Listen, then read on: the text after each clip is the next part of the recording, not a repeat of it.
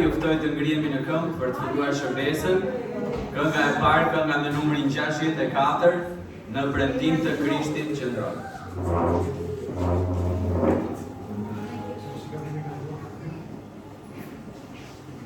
64.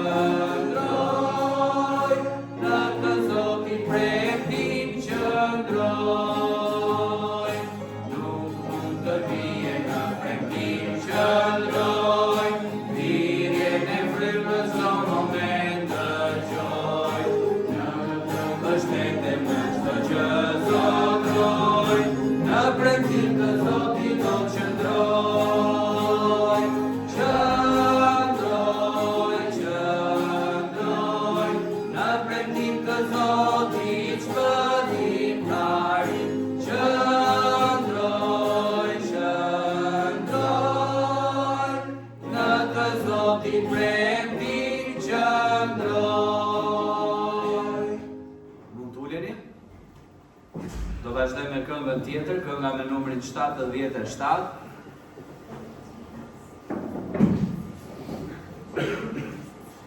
Kënga me numrin 77.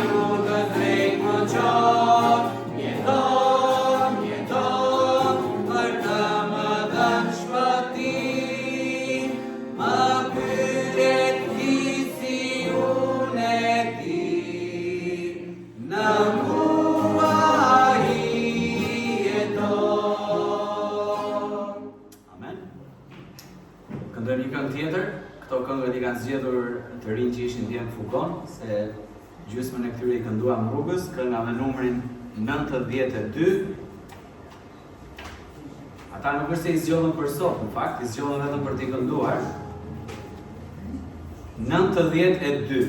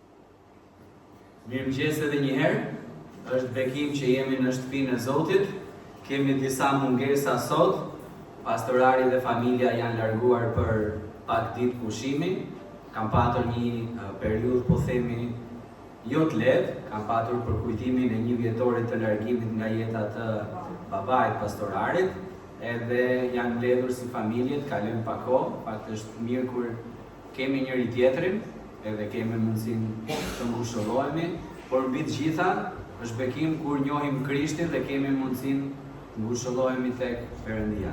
Ka qenë një ditë e mirë deri tani, besoj për shumicën prej nesh, nuk e di për të gjithë ju. Sa nga ju u pëlqen këmisha që kam veshur sot? Para se të përgjigjeni, duhet t'ju them këtë. Nëse ju pëlqen, bëhet e imja.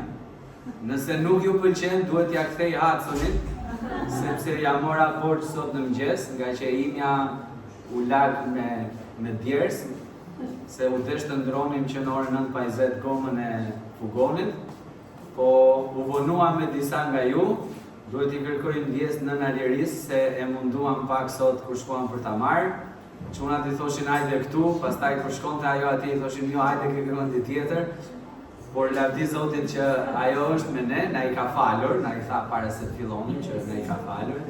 Lavdi Perëndis për dëshirën e saj, e di që nuk është e lehtë të ecësh vërdallë dhe të kesh sikletin e këmbës me shkopin me vete, por ajo ka dëshirën të jetë me ne dhe lavdi Perëndis edhe për ju të tjerët që jeni sot me ne.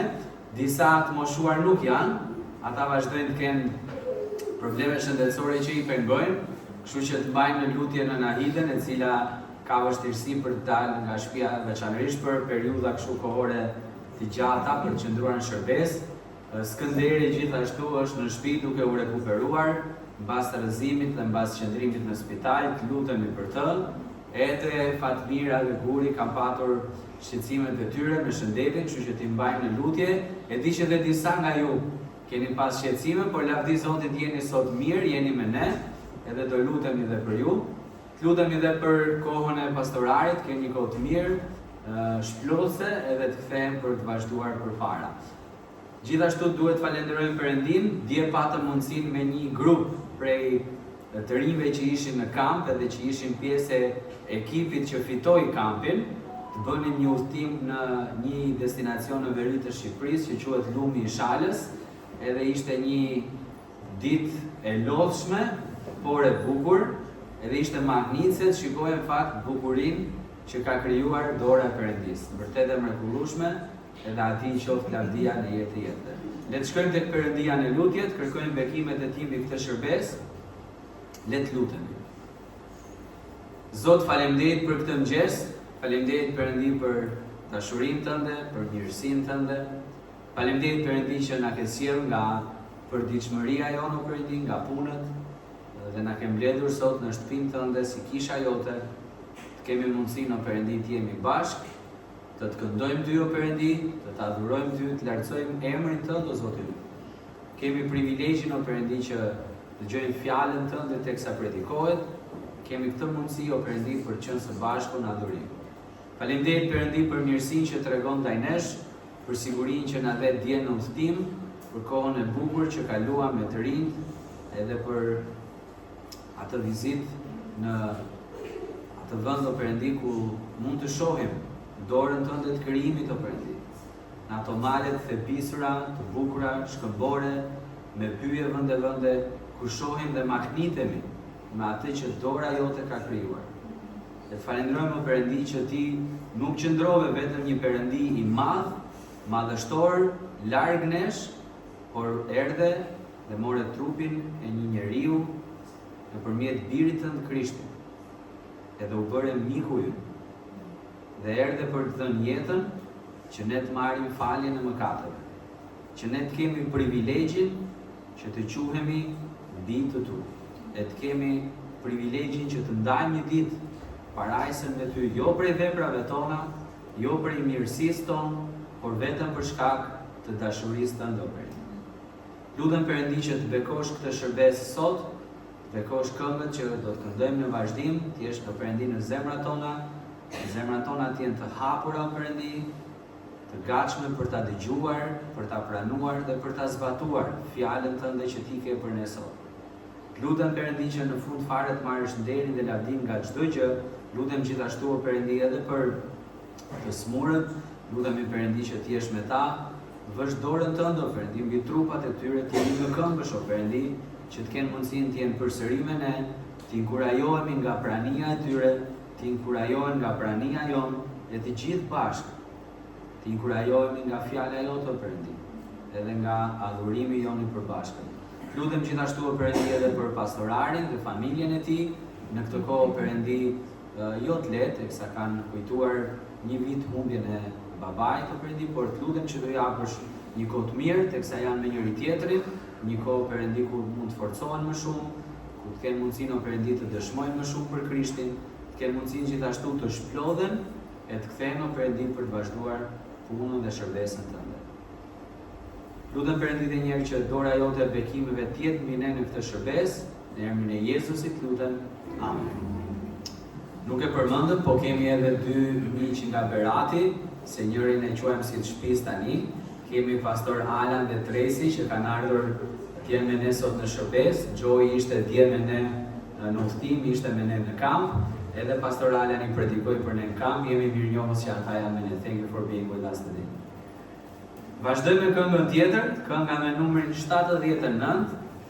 Edhe këtë e kanë zgjedhur të rinj. Ishte ke makina jote? 79. 7-9. Amen.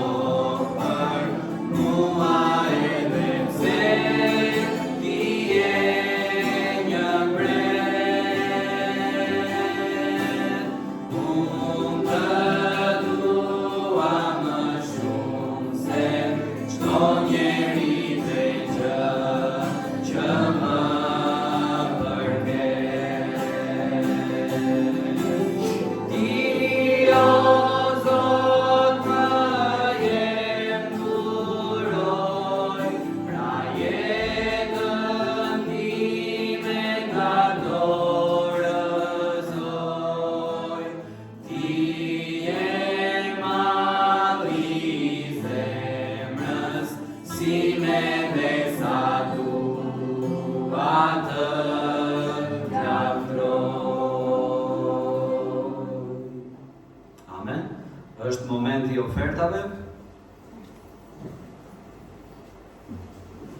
Edhe është koha që t'jemi besnik ndaj Zotit, besnik ndaj kishës, edhe t'japim nga të ardhurat tona.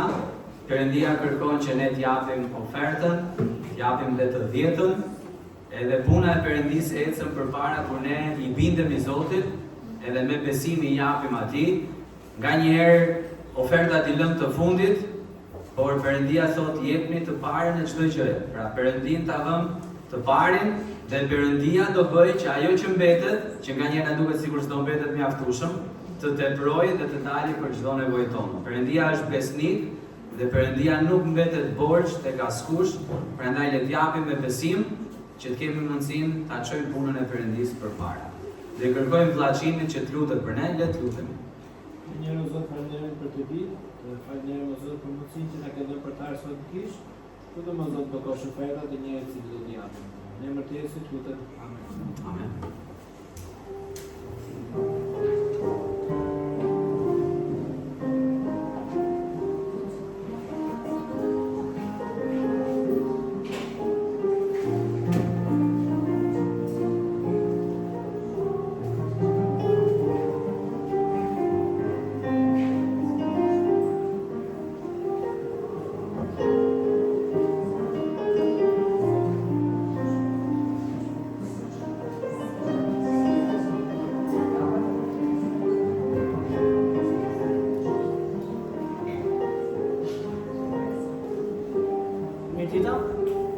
Të lexojmë nga Veprat e Apostujve 2, vargjet 40 dhe 47.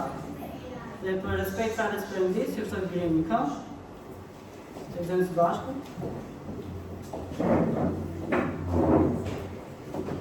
Është në faqen 130. Nga fundi I Biblës.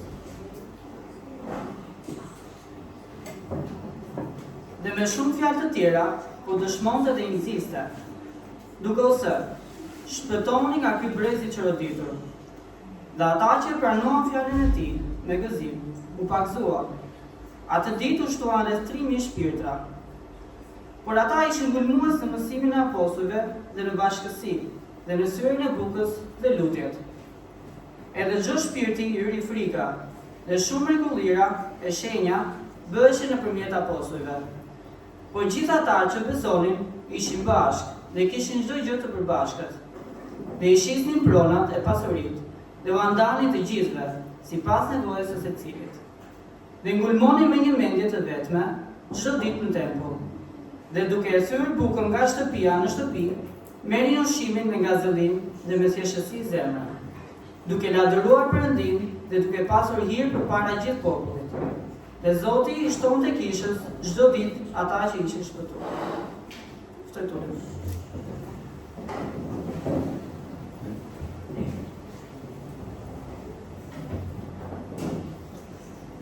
Kjo është një kohë ku edhe mund të shërbejmë pak për njëri tjetrin, kështu që do i kërkoj disa prej të rinjve që të marrin në patronazh, edhe pse kjo fjala ka marrë pak ngjyrime jo të mira, po të marrin në patronazh një nga fëmijët, secili i ri një fëmijë.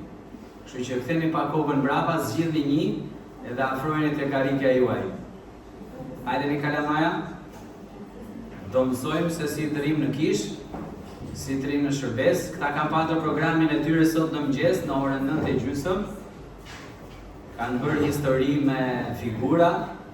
Tani është koha të dëgjojnë diçka tjetër që kur të rriten, të jenë djemë dhe vajza, burra dhe gra që vinë kish, jo me celularin, por me Biblën, gati për të dëgjuar predikimin e fjalës së Zotit. Shumë faleminderit ju që u angazhuat.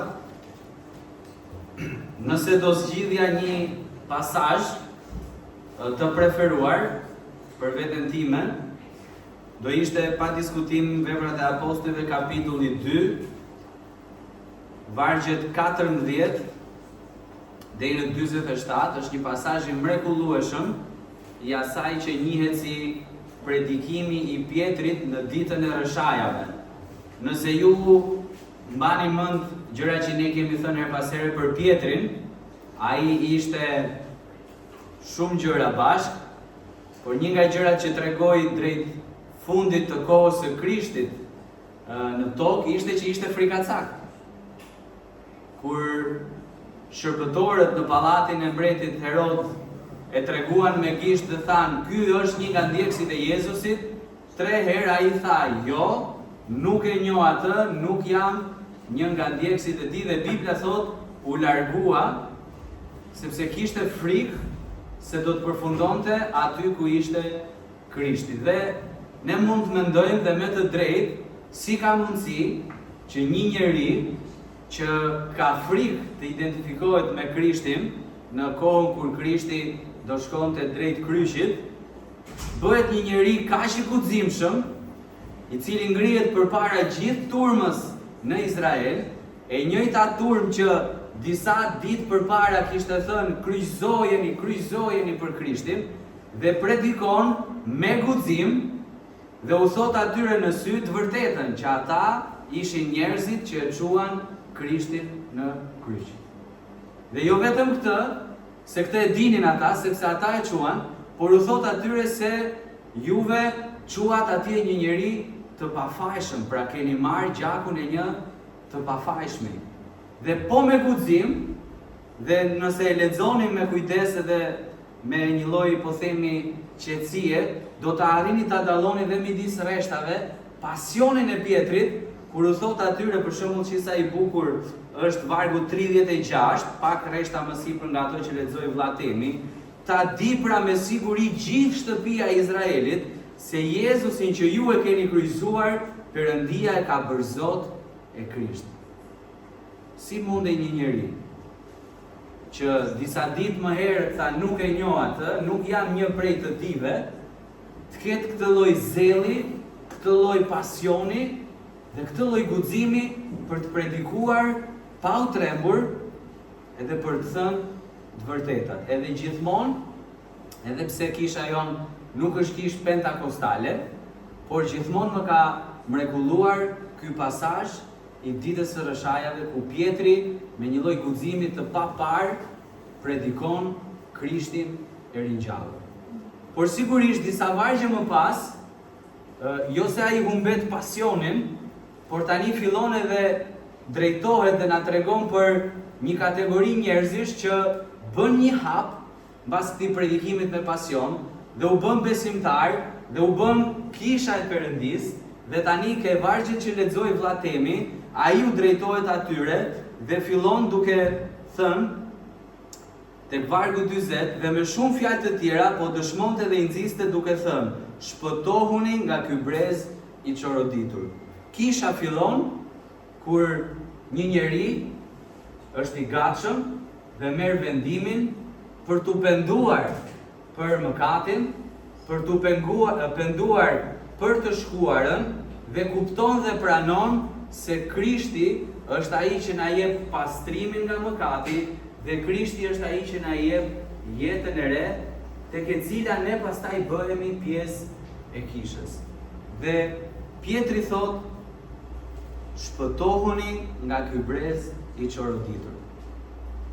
Ky ishte brezi midis të cilëve u rit Pietri, ishte brezi midis të cilëve u rit edhe Krishti, ishte po ai brez të cilit Krishti i predikoi dhe ishte po ai brez që e çoi në kryq. Nëse do bënim dhe një studim sociologjik për njerëzit e asaj kohe, do shihnim me siguri që ata nuk ishin as iPhone, as Samsung, ndoshta s'kishin mjete komunikimi në distancë, por ç'a kishin? Të njëjtat shqetësime, të njëjtat probleme si neve sot. Ka ndryshuar forma, por në përmbajtje s'ka ndryshuar asgjë. Njerëzit janë me vullnet të lirë dhe për shkak të mëkatit zgjedhin njësoj si ai brez dhe njësoj si brezi midis të cilit jetojmë ne sot, të shkojnë larg Perëndis. Njerëzit janë rebeluar tek zanafilla me Adamin dhe Evën, e në vazhdim janë rebeluar më pas ndër vite populli i Izraelit dhe të tjerët, dhe ç'a bëjmë neve sot? Rebelohemi ndaj fjalës së Zotit dhe jetojmë në mëkat. Kur Pietri thot shpëtohuni nga ky brez i çoroditur, nuk po damkos brezin e shekullit parë, por në fakt po na drejtohet të gjithëve, sepse jetojmë edhe ne sot në mes të një brezi të çoroditur. A themi dot ne sot me sinqeritet që njerëzit sot, popullsia po themi, është më e mirë se ajo e shumë viteve përpara? Nuk e themi dot. Sigurisht janë më të zhvilluar, kanë arritur më shumë gjëra në shkencë, dinë ndoshta më shumë gjëra se sa dinin ata më përpara, por në thelb zemra mbetet një zemër që jeton në mëkat. Dhe brezi mbetet një brez i çoroditur. Dhe thirrja e Pietrit, në fakt, thirrja e Zotit për neve sot, për ata që janë akoma pa Perëndin, është kjo: shpëtohuni nga ky brez i çoroditur. Nëse jeni pa Krishtin, jeni duke jetuar si një brez i çoroditur, që është rebeluar nga Perëndia, që nuk e kërkon të mirën, që nuk e njeh autoritetin e Perëndis dhe që bën atë që është e drejtë në sytë e tij dhe jo atë që është e drejtë në sytë e Perëndis. Dhe Perëndia thot, shpëtohuni nga ky brez i çoroditur. Po pse duhet shpëtohemi? Sepse e kundërta dhe dënimi për të kundërtën nuk është i mirë për asnjërin. Sepse fati i atij që jeton dhe vdes si pjesë e një brezi të çoroditur është ferri dhe askush nuk do doj që ta kaloj përjetësinë në ferr. Prandaj nëse jeni pa Krishtin, Pietri thot, shpëtohuni nga ky brez i çoroditur. Dhe më herët, pak vargje më lart, e ka dhënë dhe rrugën. Ky Jezus që ju e kryqëzuat, Perëndia e ka bërë Zot dhe Krisht. Të vajosurin shpëtimtarin e botës. Me besimin tek Krishti, marrim faljen e mëkateve dhe kemi mundësinë të kalojmë përjetësinë me Perëndin. Por sot në fakt, më shumë se sa një mesazh për ungjillin dhe për shpëtimin, ky do të jetë një mesazh për kishën dhe duam që këtë mëngjes t'i përgjigjemi 4 pyetjeve. Sa nga ju i kanë qef pyetjet? Asnjë? Kemi 4 pyetje që kërkojnë përgjigje dhe sigurisht do ta shohim përgjigjen nga fjala e Perëndis. Pyetja e parë, kush po mban shënim, sidomos disa nga ata fëmijët që mund të kenë një letër afër. Pyetja e parë është kjo, shënojeni. Në çfarë qëndronte kisha? Pra njerëzit, e lexoi vllatemi, u shpëtuan, u pagzuan, e ndoqën, ishin bashkë, po mbi çfarë qëndronin? Shikoni çfarë thot vargu 42. Do ta shohim pjesë këtë varg, por do ta nisim me fillimin e vargut 42. Vargu thot, por ata ishin ngulmues në mësimin e apostujve. Mbi fjalën. Amen. Dhe mësimi i apostujve, mësimi i Pjetrit, i Gjonit, i Andreas, i Thomait, i të tjerëve më pas, nuk ishte një mësim që erdhi nga njohuria e tyre, nga mendjempretësia e tyre, por ishte mësim që erdhi nga fjala që ata e morën prej Krishtit. Dhe kisha qëndronte dhe ishte ngulmuese në mësimin e apostujve. Kisha e shekullit parë është piknisja e krishtërimit që ne sot në Shqipëri kemi privilegjin ta gëzojmë, ta praktikojmë dhe ta jetojmë lirshëm. Sepse ishte kjo kish që u krijua, u themelua dhe që pastaj u shpërnda diku me hir, diku me pa hir, diku prej dëshirës e diku prej mbijetesës dhe shkoi në gjithë botën dhe e ndau ungjillin.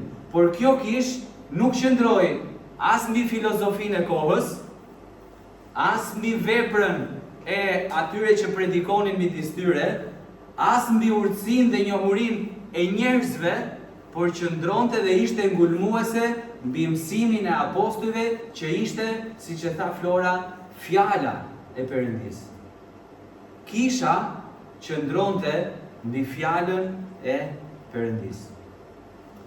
Dhe pyetja që duhet i bëjmë vetes, si kisha e Perëndis, por edhe si besimtar pjesë e kishës Perëndis, është kjo: apo qëndrojmë sot mbi fjalën e Perëndis. Po çfarë do të thotë të qëndrojmë mbi fjalën e Perëndis? Do të thotë që gjërat që bëjmë, gjërat që themi, qëndrimet që mbajmë, sjellja që jetojmë përpara të tjerëve, mënyra se si jetojmë jetën me njëri tjetrin, mënyra se si jetojmë jetën me ata që janë jashtë nesh, jashtë kishës, është ashtu si Perëndia na i ka dhënë në fjalën e Tij. Dhe kudo përgjatë vjatës së re, ka vargje ku apostujt i kurajojnë besimtarët të cilëve po u drejtohen, dhe mbani mend shkrimet e apostujve, letrat që ne lexojmë, ato kishin dy target grupe, apo jo, u drejtoheshin dy grupeve njerëzish. I drejtoheshin grupit të parë fizik të kohës, kishës që ndodhej këtu apo atje, sipas rastit të letër, dhe i drejtohen, duke qenë se janë fjalë e Perëndis, besimtarve kudo që janë, në çdo kohë, sepse kjo fjalë që u mbyll me zbulesën është fjala që Perëndia përgatiti, ruajti dhe solli që ne ta kemi sot në duart tona. Jo për të ditur se çfarë ndodhi para 100 vitesh, 1000 vitesh e kështu me radhë, por për të patur një libër i cili është i dobishëm, thot Pali kur i drejtohet Timoteut. Tek 2 Timoteu 3:16 dhe 17, në faqen 231, për ata që i kanë Biblat, 2 Timoteu, kapitulli 3, vargjet 16 edhe 17, në faqen 231, Pali i drejtohet Timoteut dhe shikoni çfarë i thotë. I gjithë shkrimi është i frymëzuar nga Perëndia dhe i dobishëm për mësim, për bindje, për ndreqje dhe për edukim në drejtësi. Që njeriu i Perëndis të jetë i përkryer, të rësisht i pajisur për çdo vepër të mirë. Njeriu i Perëndis për cilin flet Pali në drejtimin e parë të letrës, kush ishte? Timoteu. Se po i shkruante Timoteu. Por ne jemi gjithashtu njerëzit e Perëndis, të zgjedhurit e Tij. Dhe në fakt pa e hapur atje, po nëse ju kujtohet sidomos ju trinjve Efesianëve 2:8 dhe 9, thotë sepse me anë të hirit jeni të shpëtuar, jo prej veprave që askush të mos mburret. Për çfarë u shpëtuam? Vargu tjetër, për vepra të mira që Perëndia i përgatiti për ne. Dhe vargu 17 në fund thot, i pajisur për çdo vepër të mirë. Fjala e Perëndis, ky libri që ka shumë forma fizike, ka kopertina të ndryshme, por që ne e quajmë fjala e Perëndisë sepse është fjala që Zoti kishte për ne, ky libri është tërësisht i plot që njeriu i Perëndisë, që unë dhe ju të jemi të pajisur për çdo vepër të mirë.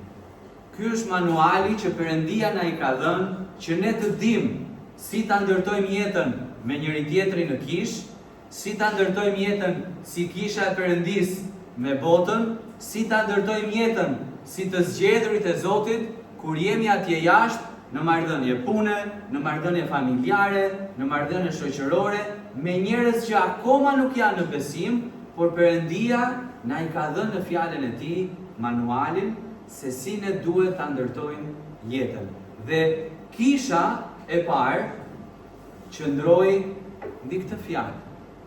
Sigurisht ata nuk i kishin akoma të gjitha, sepse kjo pjesa e fundit ishte akoma duke u shkruar, por ata kishin fjalën e Perëndisë të marrë nga Krishti dhe qëndronin mbi mësimin e apostujve. Jo mbi njohurinë e apostujve, jo mbi eksperiencën e tyre personale, jo mbi atë që ata mendonin apo kishin konkluduar nga jeta e tyre, po mbi fjalën, mbi mësimin që ata kishin marrë nga vetë Krishti. Prandaj nëse duam që t'i qëndrojmë viteve si kisha e Perëndisë, që të vazhdojmë dhe të mbajmë fort hallkën që na takon tek ai zinxhiri i gjatë i trashëgimisë që nisi me kishën në Jeruzalem e që ka vazhduar për 2030 e ca vite dhe të vazhdoj akoma më shumë, duhet kuptojmë se duhet mbështetemi mbi ku? Mbi fjalën e Perëndisë. Një nga gjërat që më thonë nga një herë të huajt që vinë her pas here në kish, është që kur vinë këtu dhe dëgjojnë këngët tona dhe dëgjojnë atë që ne besojmë, ndihen si në shtëpi. E dini pse?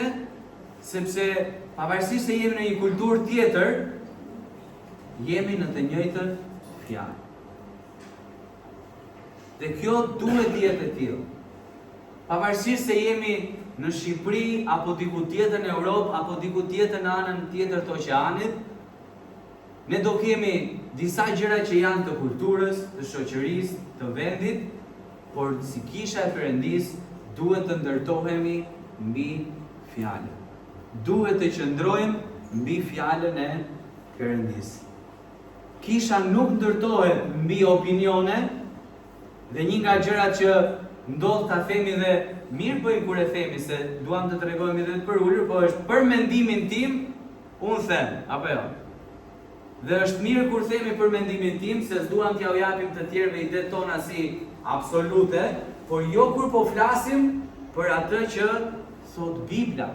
Jo kur po flasim për mënyrën se si duhet jetë jeta në kishë dhe jeta me njëri tjetrin, sepse atë duhet ta marrim jo ke mendimin, edhe pse unë kam mendim shumë të lartë për veten time dhe për mendimet e mia, edhe pse dikush mund të mendojë se idetë e tij janë shumë herë më të mira se idetë të tjerëve, por ne duhet ta ndërtojmë kishën dhe duhet të qëndrojmë mbi fjalën e Perëndisë.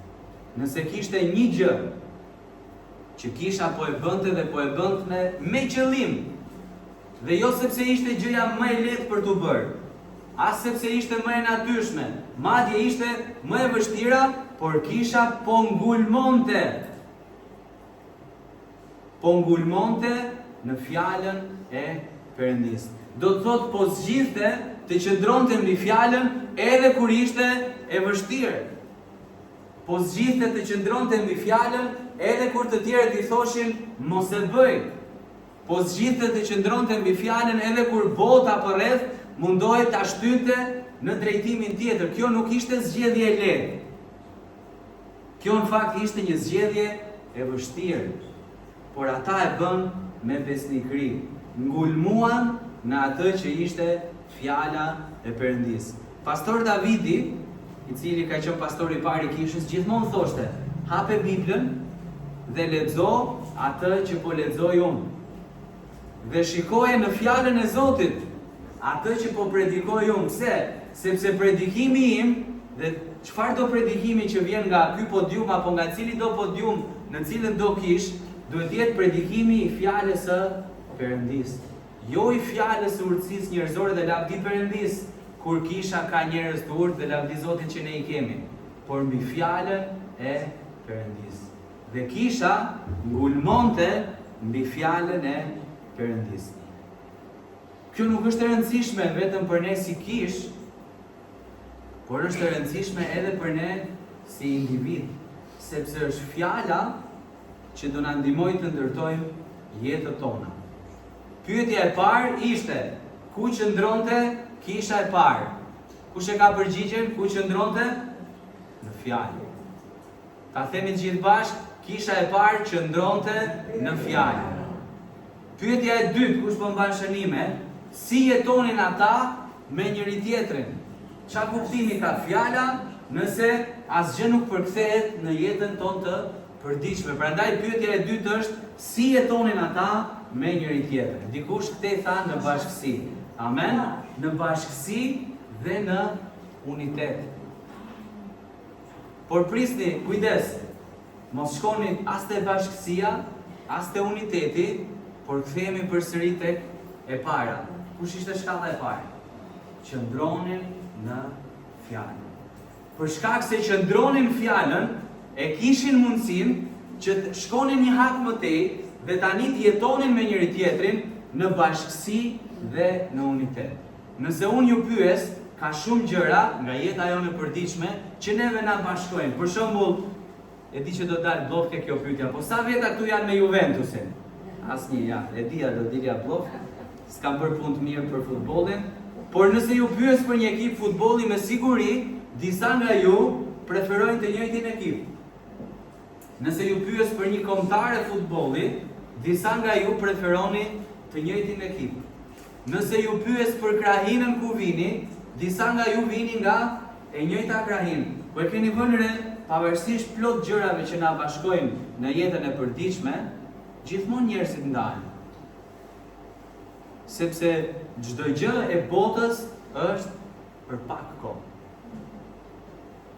Dhe asgjë në botë nuk është mjaftueshëm e fortë që të na mbajë bashkë dhe që të ruajë unitetin pavarësisht të gjithave. Vetëm një gjë e bën këtë. A e dini kush e bën? Kur ne qëndrojmë në fjalën e Perëndis. Pse jetonin këta në unitet? Si ka mundësi? Disa të varfër dhe disa të pasur. Disa judej të shkolluar që e njohën të vërtetën e ungjillit dhe u bën pjesë e kishës, siç ishte pak kohë më pas pasazhit vet apostulli Paul, i cili e gjeti Krishtin, dhe disa njerëz të pashkolluar, peshkatar për shembull. Disa njerëz me reputacion të mirë në shoqëri, që kishin jetuar për moralin e kohës ndershmërisht, dhe disa të tjerë, ta grambledhës, që kishin nënshtruar popullin, e kishin vjedhur dhe ishin bërë palë edhe në pushtuesin. Si mund të bëheshin bashkë këta? Ja i bëri bashkë ungjilli, po si mund të jetonin në unitet? Ishte e lehtë? Nuk ishte e lehtë. Apo ishte e natyrshme? Nuk ishte e natyrshme. Në fakt, në një nga letrat e Palit ai thot kujdes, mos vendosni kush ulet para në kish dhe kush ulet mbrapa. Se ndodhi kjo në kishën e shekullit parë. Pse? Sepse njerëzit menduan janë veshur më mirë dhe rike vendi i parë. Janë pak më i pasur edhe rike vendi i dytë.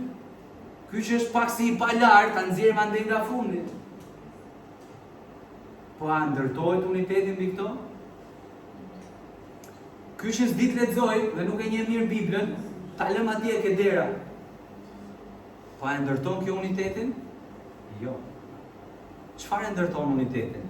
Është një pasazh i mrekullueshëm, do ta lexojmë bashkë tek Filipianëve, kapitulli 2. Filipianëve kapitulli 2 në faqen 213.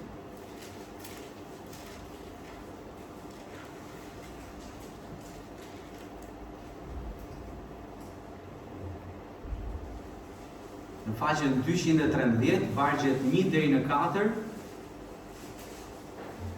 shikoni çfarë thuhet.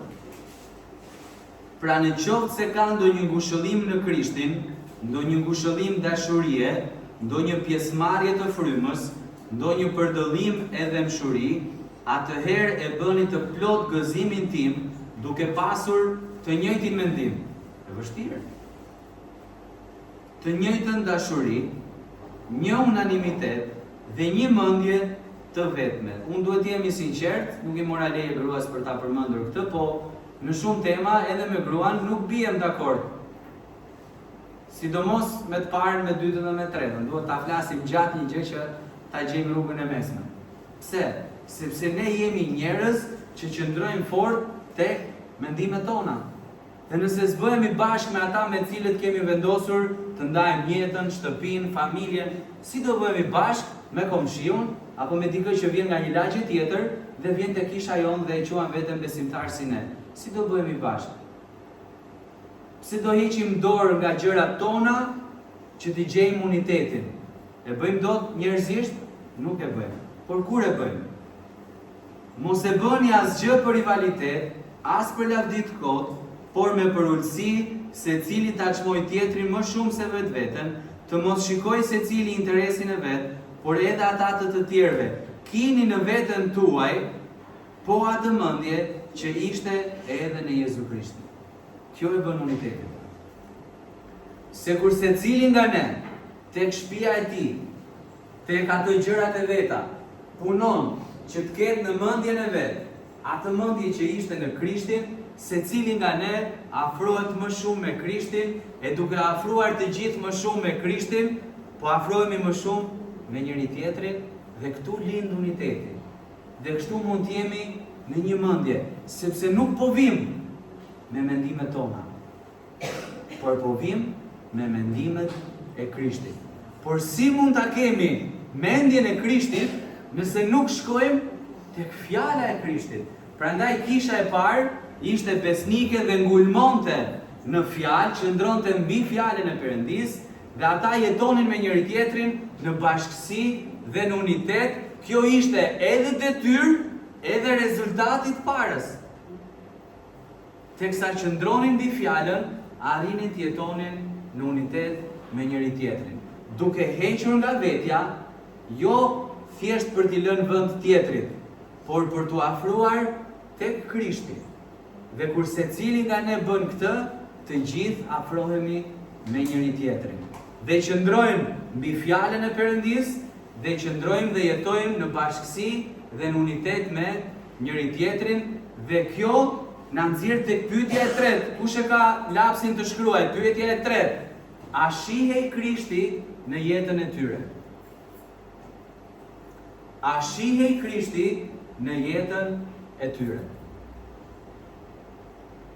Tek pjesa e dytë e vargut 47, që temi lexojmë në fillim, tek Veprat 2:47 në faqen 130.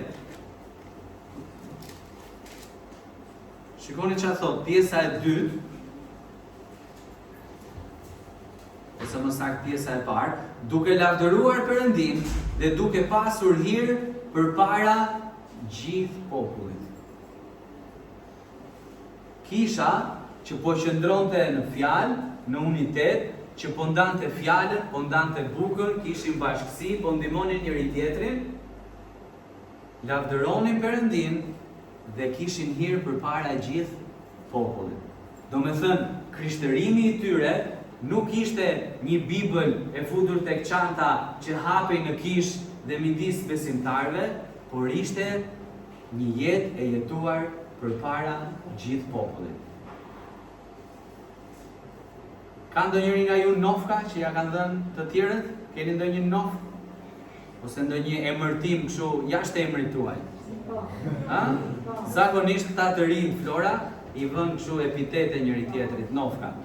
Po qofse mbani mend dhe historinë e Borbardhës e keni dëgjuar, besoj, ja u keni lexuar edhe ju të vjetrit në librat e mbesave, ata xhuxhat kishin emra që kishin lidhje me atë që bënin, apo jo, me atë që ishin.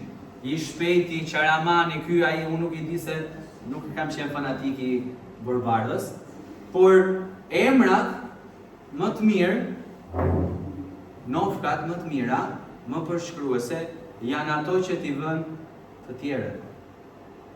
E dini pse? se ata të shohin kush je.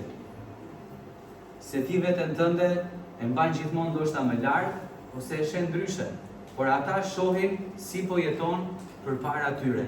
Dhe një nga nofkat, një nga epitetet që ju vendos besimtarëve të kishës së hershme, a e dini kush ishte, kush ka një ide dhe do ta thotë? Bëjmë një quiz të vogël. Kush ka një ide? Po? Jo, po edhe ajo është, po jo si ka, jemi ke një tjetër. Si e quajtën njerëzit kishën tek kjo periudha e fillimit? Për shembull apostulli Paul.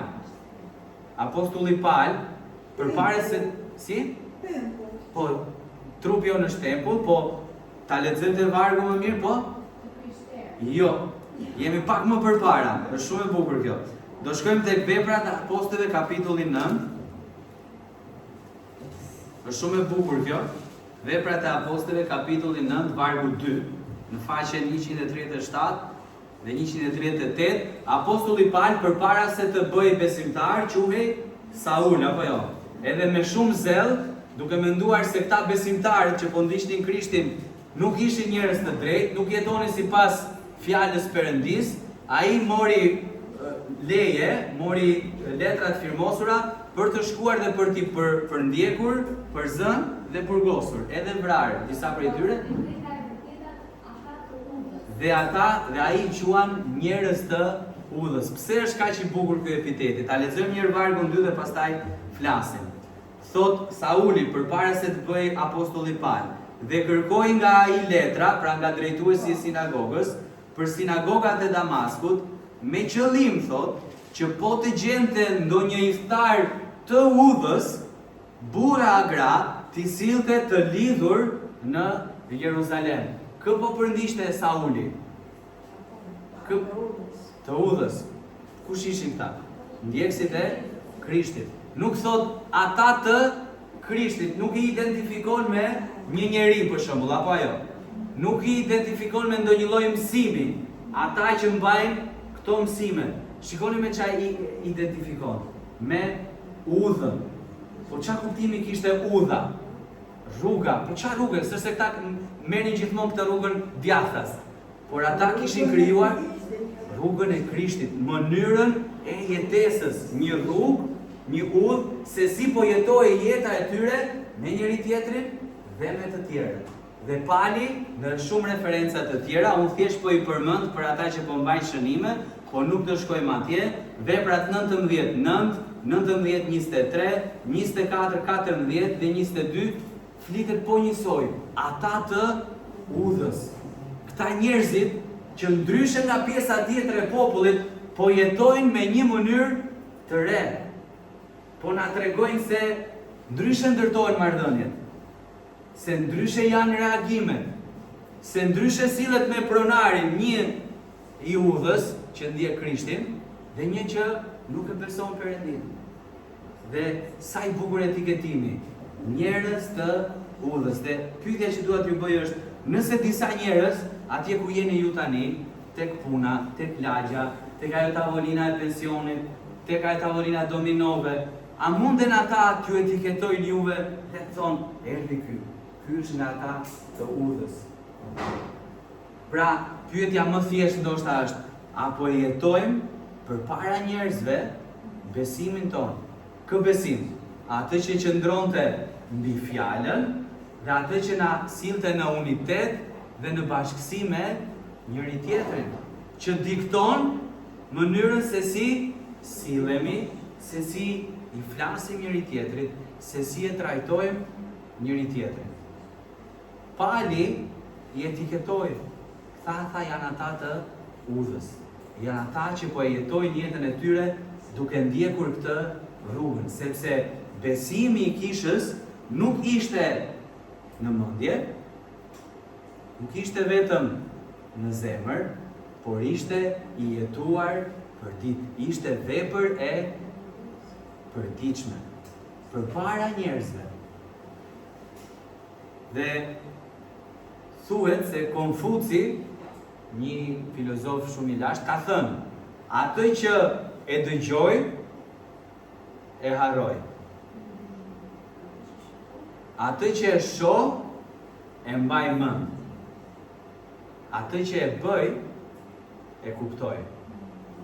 Dhe nëse do shtoja unë, tani imagjinoni unë, t'i shtoj Konfucit, po nëse do shtonin diçka këtu, qa do ishte? Dhe e bëj me ngulmim. Kisha e dëgjoj fjalën e Perëndis, po për të mos e harruar, e pa, se e pa t'i jetuar, dhe për të mos e harruar, dhe po s'ishte thjesht një gjë në mendje, e bëri dhe e kuptoi. Dhe kjo e shtoi besimin. Dhe kjo e shtoi kishën. Ata e dëgjuan, por nuk e mbajtën në mendje, sepse nuk ishte qëllimi vetëm të ishin të ditur përpara njerëzve, por ata e bën, e jetuan besimin e tyre. Por si e jetuan? Fillimi i vargut 41, duke ngulmuar, sepse nuk ishte e lehtë të jetoje të krishterin përpara një popullsie që të përndishte. Dhe nuk ishte e lehtë të jetoje të krishterin përpara drejtuesve që donin të të burgosnin. Por ata ishin ngulmues, qëndruan në fjalën, qëndruan në bashkësi dhe në unitet me njëri tjetrin dhe e bën këtë përpara syve të botës. Dhe bota tha, këta janë të Krishtit.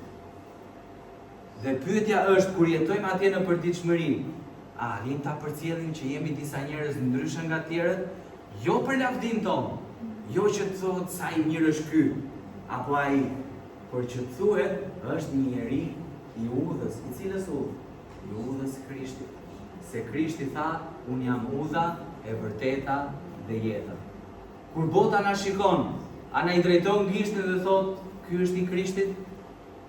E di që nga një herë, ndoshta për ata që janë dhe pak më të rinj, kjo mund të duket pak edhe si e sikletshme.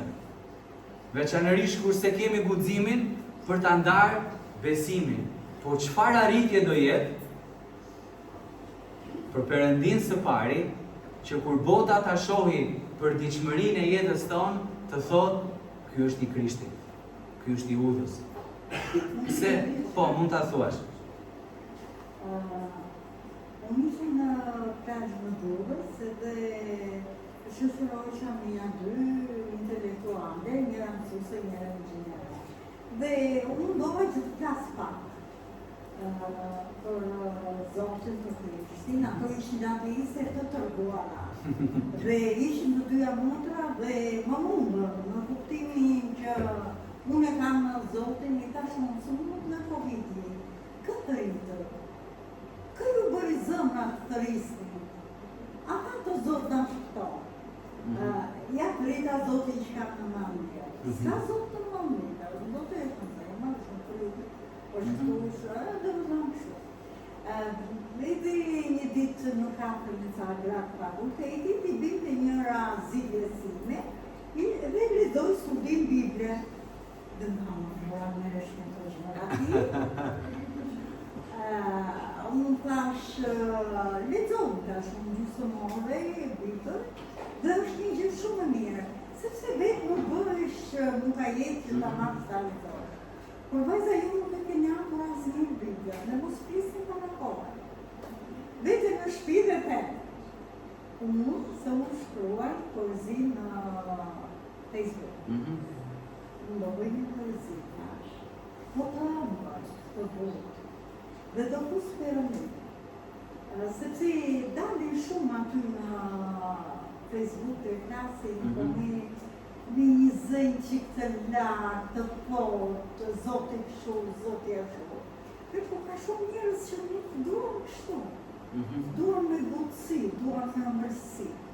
Dhe bëra një vjerë që vogël, disa duhet ta të lexuar, disa njerë ishte pava. Që bëj lajkë, Silvana po.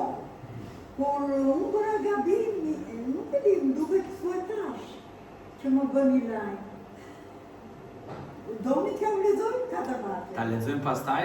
Ne. Që të mos humbim nga predikimi. Okej. Duhet të them kështu. Unë e bëra pa fjalë nga Bibla, me fjalë zemër. Do me thënë me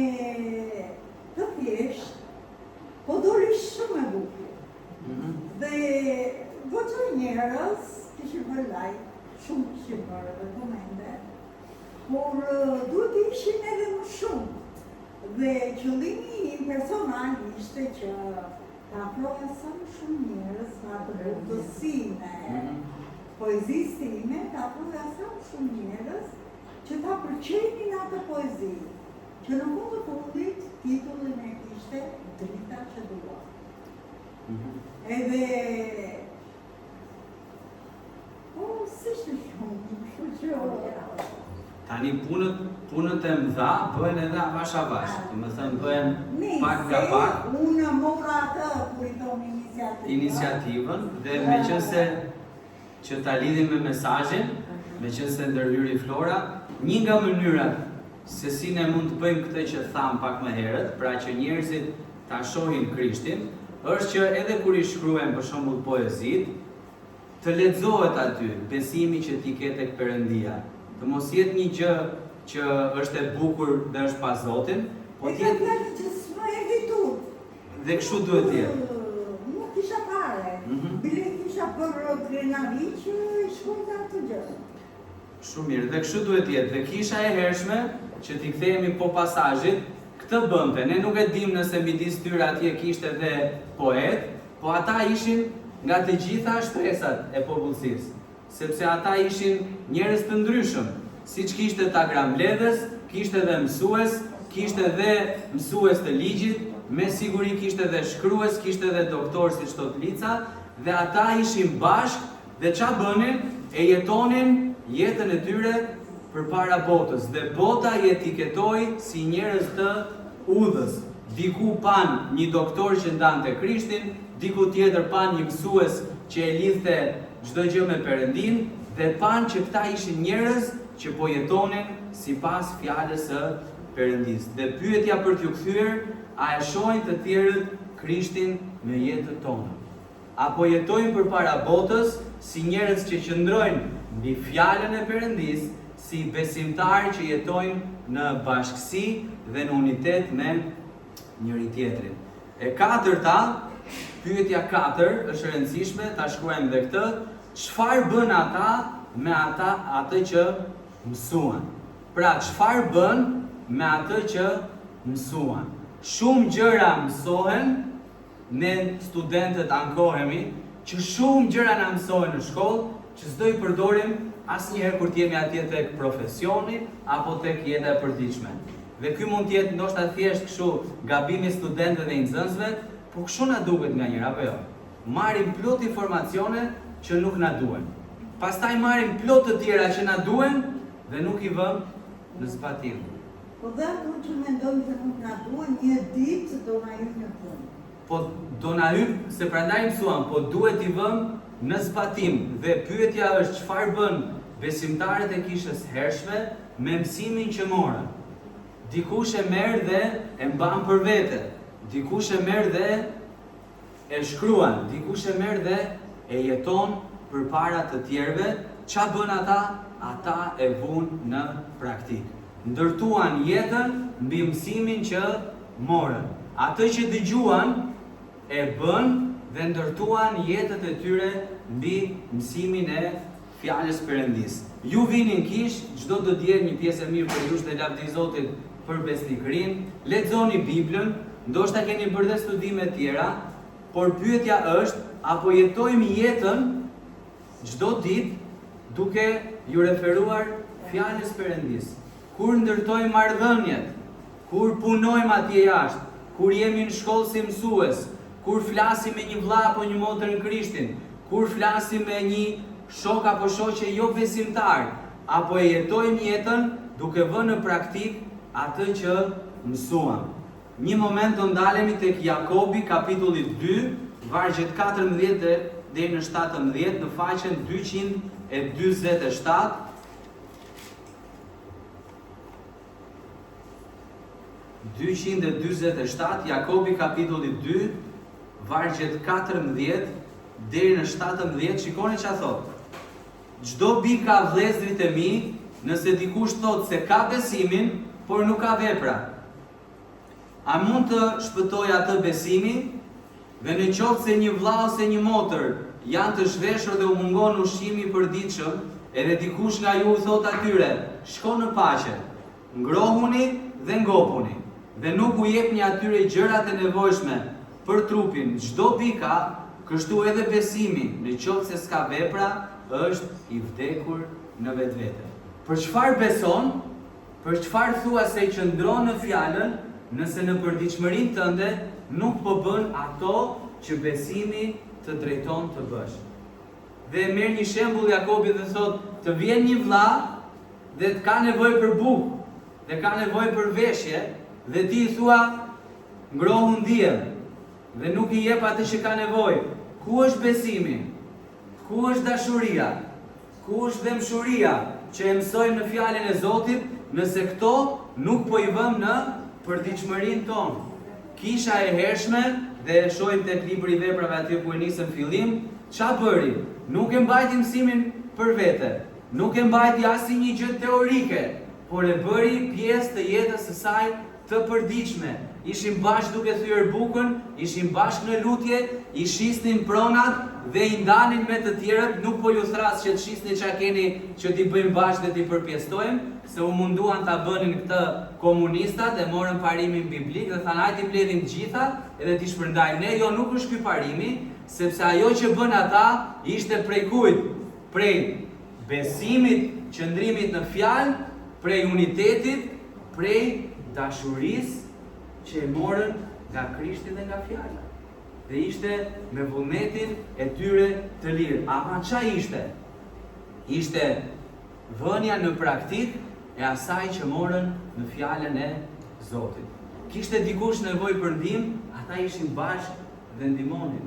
Kishte dikush nevojë për lutje, ata ishin bashkë dhe ishin në lutje, sepse atë që e morën në besim e jetuan në përditshmëri. E jetuan jo vetëm me njëri tjetrin, por e jetuan edhe përpara të tjerëve. Dhe ka pafund dhe pasazhe të tjera, të cilat po Jakobi 4:7, ta lexojmë për Licen. Po Jakobi 4:7 thotë nënshtrojuni. Por ja, thot Jakobi 1:20 dhe 22. Thot sepse zemrimi i njeriut nuk e kryen drejtsinë e Perëndis, hidhni tej çdo ndyrësi dhe mbeturinë ligësie, pranoni me butësi fjalën e mbjellë në ju, e cila mund të shpëtojë shpirtrat tuaj, por bëhuni bërës të fjalës dhe jo vetëm dëgjues që gënjejnë vetveten. Dhe thirrja është teksa qëndrojmë në fjalën, në mësimin e apostujve, dhe teksa jemi bashkë në unitet dhe në bashkësi, dhe teksa jetojmë besimin tonë përpara të tjerëve, të bëhemi bërës të fjalës. Të bëjmë atë që fjala e Perëndis thotë se duhet të bëjmë. Besimi i jetuar çdo ditë. Dhe kjo ishte ajo që e mbajti kishën e hershme bashkë edhe kur u shpërndan. Sepse ruajtën unitetin, sepse ngulmonin në fjalën e Zotit, në një mendje të vetme, për shkak se shkonin të gjithë bashkë drejt Krishtit. 4 pyetje, 4 përgjigje. Tani t'i bëjmë personale, jo më për kishën, se kur është e të gjithëve bashkë, nuk jemi aq të përfshirë, por secili për vete. Pyeteni veten këtë: a qëndroj unë në fjalën e Perëndis? Apo jetoni mbi fjalën e Zotit? Apo jetoj në unitet, unë dhe në bashkësi me motrat dhe vëllezërit e mi në kishë? A mund ta shohin njerëzit Krishtin tek jeta ime?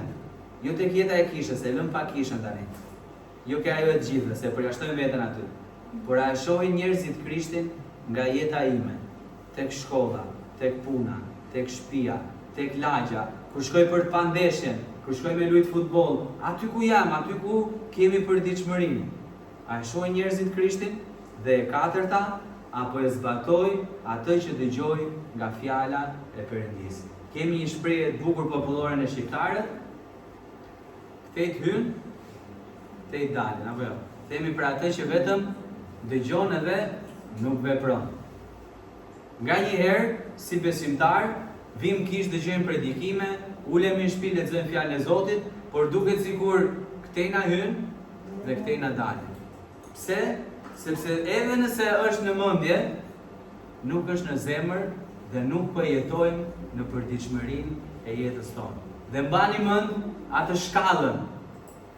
Shkalla ishte qëndronin në fjalën. Fjala ishte e para. Jo urtësia e njerëzve, por urtësia e Perëndis. Qëndronin në fjalën. Për shkak se qëndronin në fjalën, kishin unitet dhe bashkësi. Dhe si vinte kjo nga vullneti i tyre i lirë, jo, vinte për shkak se rriteshin drejt Krishtit, drejt fjalës, kishin në ta po atë mendje që ishte në Krishtin Jezus. Dhe kjo i afronte në unitet. E jetuan jetën përpara njerëzve me besnikëri dhe u njohën si njerëz të udhës. Nuk ishte një besim i mbyllur, por ishte një besim i jetuar. Dhe atë që morën e bën çdo ditë. Ishte një besim në vepra. Nuk po flasim për besimin me vepra për shpëtim, mos u ngatroni, nuk po hym asaj teme, është tjetër teologjia, jo? Por po flasim për besimin me vepra, pra për një besim që tregohet dhe shfaqet. Ku janë veprat? Dhe besimi dhe veprat janë si ato lopatat e varkës. Nëse lëviz vetëm njërën, rrotullohesh në vend nga e majta. Dhe nëse lëviz vetëm këtë tjetrën, rrotullohesh prapë në vend nga e djathta. Por nëse do të shkosh diku, duhet t'i lëvizësh të dyja. Besimin tek fjala dhe veprat mbi besimin që të na çojnë përpara. Dhe Jakobi thot, çdo bika, e di unë përmendesh gjithë bikën, çdo bika.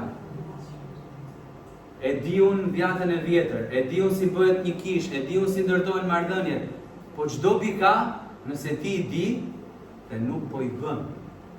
Dhe thirrja për kishën dhe për ne si besimtar, nëse i kthehemi përsëri fillimit tek Veprat e Apostujve kapitulli 2, ata ishin ngulmues në fjalë, ishin bashkë me njëri tjetrin, bashkësi dhe në unitet, i ndanin gjërat, ndihmonin njëri tjetrin dhe kishin hir përpara njerëzve, përpara popullit, sepse besimi i tyre ishte me vepra dhe ishte i jetuar çdo ditë.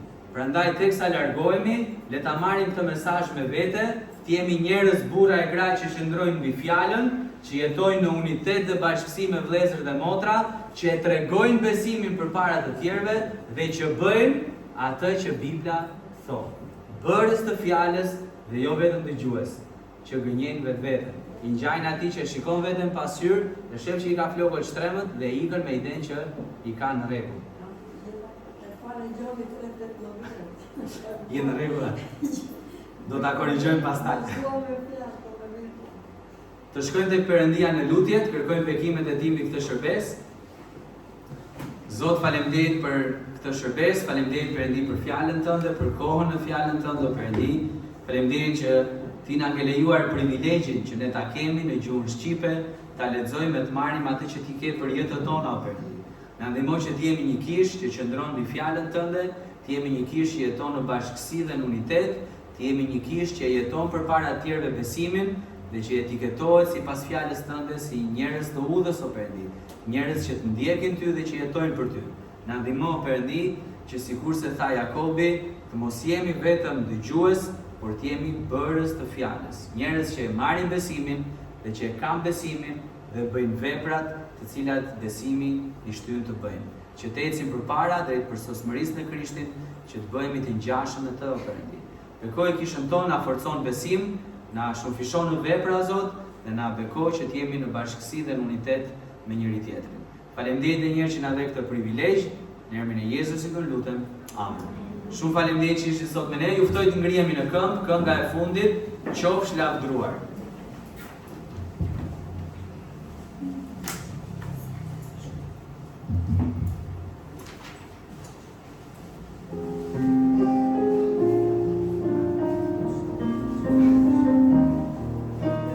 Qofsh lavdruar.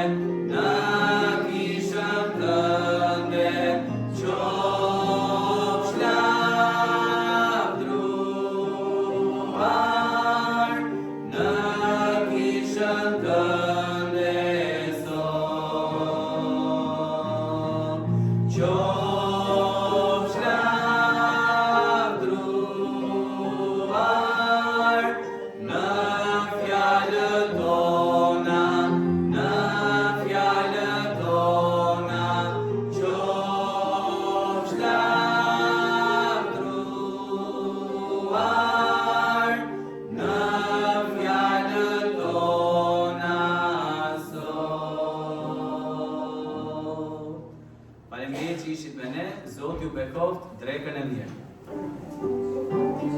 Ato così, E lexojmë tash direkt.